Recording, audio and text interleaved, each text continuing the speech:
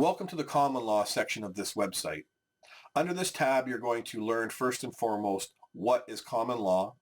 You're going to learn the power of the common law for your fellow man and woman and why you need to learn it to access your public courthouses correctly.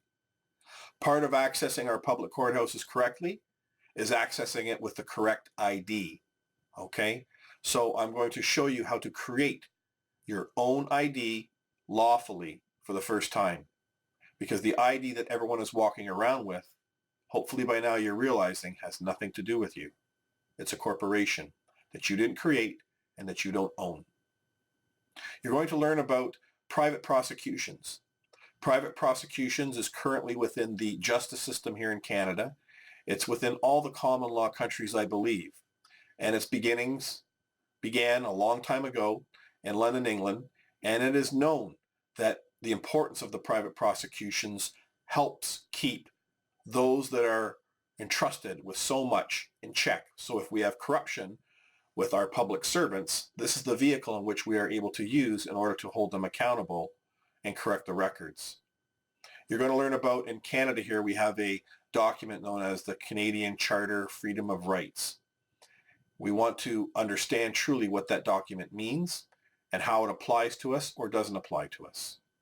And lastly, we're going to discuss the driver license. This is something that many people within this movement of understanding and learning of this truth of who they are have realized is our truth.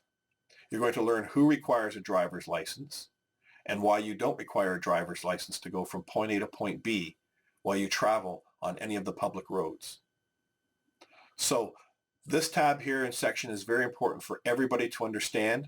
I realize there's going to be people from a society which I do not belong to, called lawyers, the bar, that will be looking at these videos as well as magistrates, justice of the peace, court clerks, staff at the courthouses, bailiffs, and the police officers.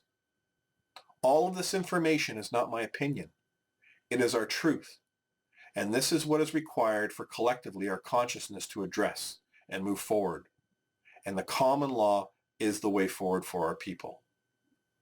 So take your time, vet and learn all of this information that I'm providing for you at this time. This is all based on work that I have done and am currently doing before the courts. So it's important that everybody learns the importance of accessing your courthouse in an honorable capacity. The staff there as well, as I said in the opening video, we have all been lied to, all of us. And you need to remember that when you are speaking with these people at the public courthouses, because they are doing what they believe in their heart to be to the letter. They're following a process in which they've been indoctrinated to follow at these courthouses, but they've only been trained in a legal capacity.